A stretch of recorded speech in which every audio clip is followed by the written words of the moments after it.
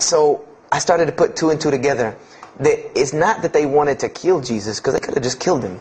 They wanted to disprove who he was. This was their point, was to disprove who this man was. He said he's the Messiah. They wanted to disprove it, and they knew if you can crucify Jesus, he can't be the Messiah. He cannot be our Messiah if you can crucify him. And even if he is, if we can still force our crucifixion on him, then that'll detriment his message. So they understood this and knew this, and this is why they wanted to crucify him. And this is exactly why Allah saved him from it. Because everyone asks you, why did Allah save him from the crucifixion? Because you cannot crucify. That was part of his law that he came to fulfill, that he could not be cursed according to this law. He said, I have come to fulfill the law. To fulfill it. Therefore, he couldn't be cursed according to it. And this is why he went to the Garden of Gethsemane and asked God to remove this from him, because he knew how detrimental this was to his message of crucifixion. So I began to see all of these things. So I started to read. I got to the book of Acts and started to read the writings of Paul the Apostle. And things went from this to this. It went from one way to another way. It went completely flipped, turned around. The entire teachings went from obeying God, worshiping God, following the law, to worshiping Jesus Christ and abolishing the law completely. Paul even wrote to the Galatians, "Oh, you foolish Galatians, why are you still following this cursed law? Jesus Christ came as a curse to remove us from the affliction of this curse." So I said to myself, but Jesus just said a few books before this that whosoever shall break the least of these commandments and teach men to do so shall be the least in the kingdom of heaven. And here you go, Paul preaching this gospel to abolish the law. So I even asked, what is going on here? So I started asking my pastor, and my pastor said, now you're getting into deep water. You know, now you're starting to question the New Testament. You really have some issues. You know, they even thought that I might be, possessed and all kinds of things. So I had a very big conflict going on inside of me, and my friend took me to his textual critic teacher, his professor. And what this man told me probably wrecked my faith in Christianity. And I always say, I doubt he would be very happy me traveling around the world telling people that a Christian professor from Bob Jones University wrecked my faith in Christianity. But he did. Because what I asked him was, what happened to all these contradictions? In the Old Testament there are many contradictions. If you study Hebrew language, you'll understand that when you read some of the Old Testament or the Torah, that there are some parts of the Torah that you can see is the most beautiful Arabic that you can see, the most beautiful Hebrew that you can see, just like when you read the Quran. It's very beautiful Hebrew. And then 2 chapters later you'll see Hebrew that looks like a broken 3-year-old who is trying to scribble some Hebrew down. It looks very colloquial, very dialectic. You can tell it's not the same person speaking. So I went and asked him about all this stuff I saw. And he told me, he said, what you have is a book written by men over centuries and centuries and eons and eons. And he says, and this book started as an original that was copied and copied and copied, and somebody added a mistake, and somebody came behind him and corrected that mistake and added 2 of his own. Someone came and copied it and skipped a line and added a line where it wasn't supposed to be. And then someone else came and copied it and took it to his country, and in order for it to fit well with the doctrine they were teaching, he would cross out a dot here or cross out a word here or change a word here so that it would fit with the theological ideas of this part of the world. And he said, and after all these years, you have a book now that is compiled from all of this, written by the hands of men that still have men's fingerprints left on it. And that's what you have. You have an imperfect book that is only perfected through faith. This is exactly what he told me, that this book is perfected through faith. You cannot perfect it textually. It's not a textually perfect book. Those who believe in it by faith. And so I said, here we go again with this faith thing. I said, God gave me a brain for a reason. If He did not want me to use it, He would remove this reason and logic part of my brain out and replace it with more faith. So, and I was of the opinion, as the saying goes, my grandmother didn't raise a fool. I'm no fool.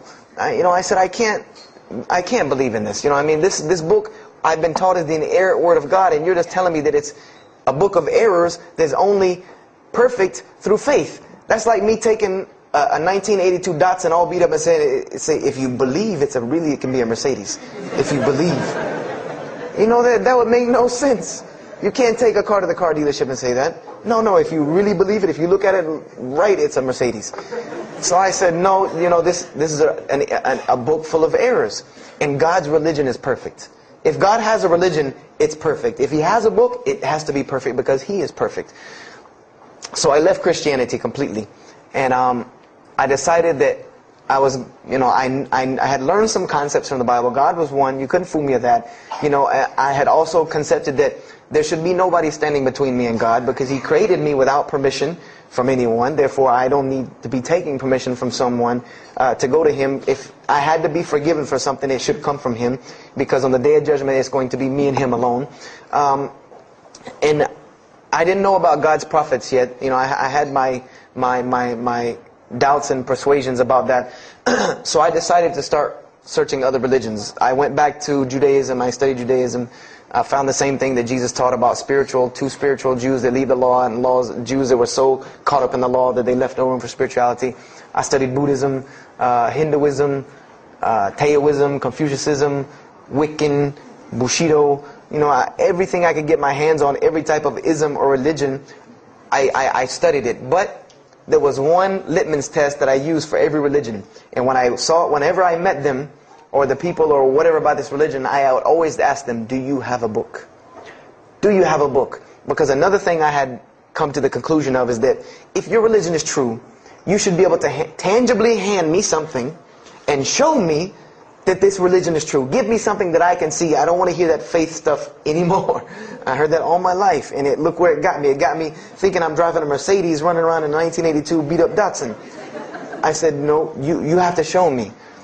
And so I read the Bhagavad Gita, I read the Torah, I read the Scrolls of Tao, I read the Code of the Bushido, I read the Wiccan Book of Spirits and Spells and all that other magic stuff they have. And I read all of these things, and I found something very congruent with all of it, was that there were very same philosophies and teachings in all of these major religious books. They all talked about God and His nature. Most of them alluded to the fact that God is one, and that God sends messengers to us and people to us to teach us. But they were filled with a whole bunch of garbage, to be honest with you, that I couldn't logically, rationally believe. So at about the age of 17, just about the time, about 17 and a half, I gave up my search for God. And I became kind of angry with God, because I said, here I am looking for you, and I can't find you, and it doesn't look like you're giving me any help.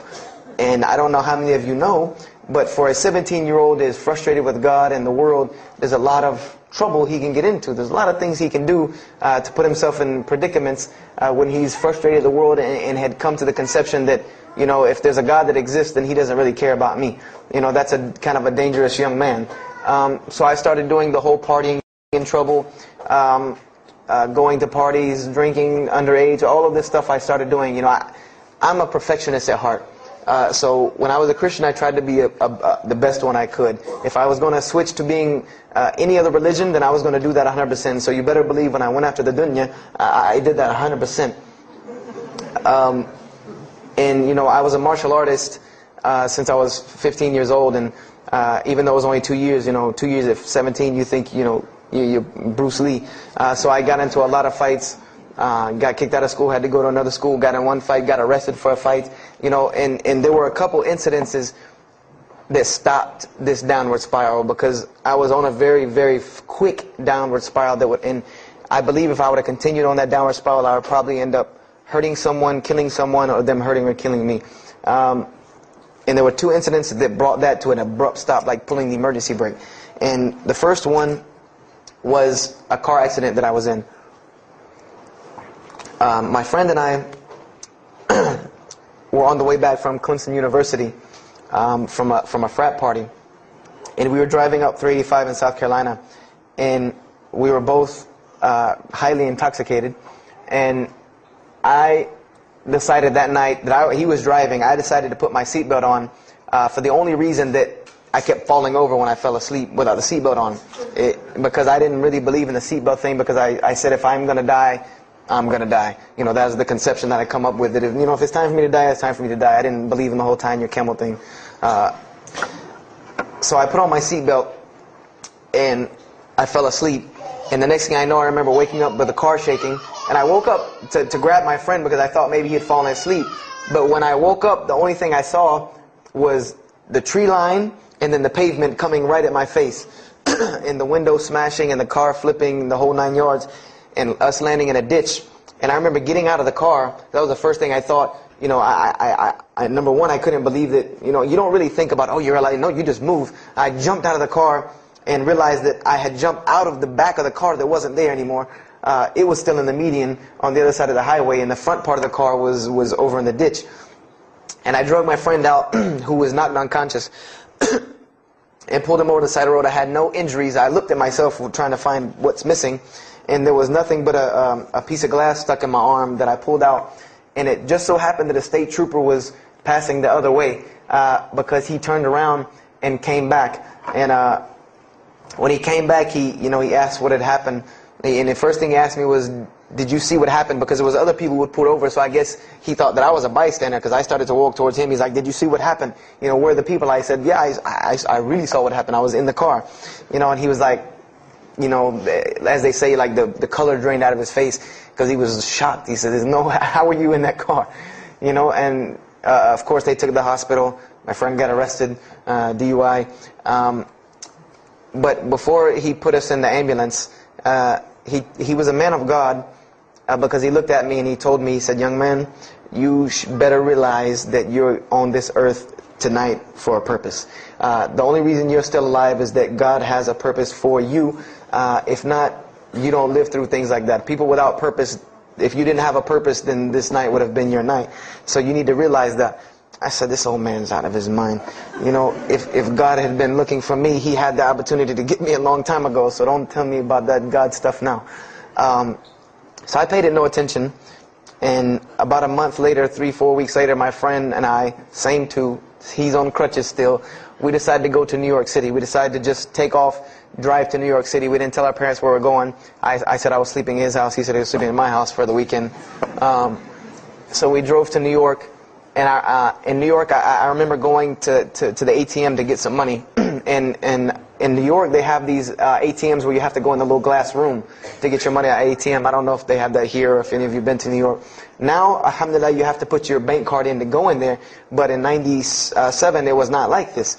You went in, and it was almost like the game Mousetrap, because you go in, take out your money, criminal comes right in behind you. There's nowhere for you to go. You know, there's nowhere to run.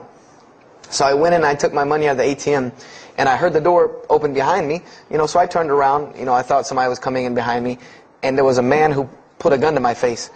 And he must have really, really, really, really needed this money, because he didn't ask me anything. He didn't say a single word. I just remember looking at the gun in my face and him pulling the trigger. And it was a revolver. And to this day, I'll never forget that image in my head of seeing that little spindle turn and hearing that very distinct click of a revolver. And it probably could have been like a .32 snub-nosed gun like this, but when it was in my face, it looked like one of those like cannons that you see on the movies. And I remember when he pulled the trigger, I didn't think anything. You don't think anything.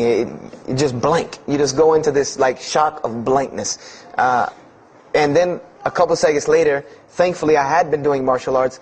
That might have helped me overcome the fight or flight syndrome, because all I could think was, go! You know, like myself kicking myself, like, what are you doing? Go! So I bum rushed him. We went flying. He went flying. Money went flying. Gun went flying. And I took off and went to the hotel and didn't say anything to anybody. We went back to South Carolina the next day. And I didn't say anything because we weren't supposed to be in New York. My grandfather would have killed me. If that guy didn't kill me, my grandfather would have took care of it. So I didn't say anything until about a month or two later. You know, I kept having nightmares about this same incident. I kept having night terrors from this incident. And so I told my grandmother about it. And she told me the same thing that the officer had told me. She said, you know, you have to realize that God has a purpose for your life. You're here for a reason. People don't go through the things that you've been through and still walking on this earth without a reason, and you're pushing the limit. This is what she told me. You're pushing the limit, really. God has something for you, and He wants you to get it, but you're pushing it. And she didn't tell me to go back to Christianity and study my Bible. Only thing she